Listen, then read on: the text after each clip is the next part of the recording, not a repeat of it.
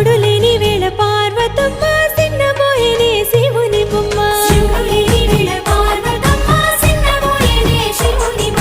మూడు కన్నుల వాడి ముద్దుల గుమ్మ పువ్వులతో పూజల్ని పొందేనమ్మా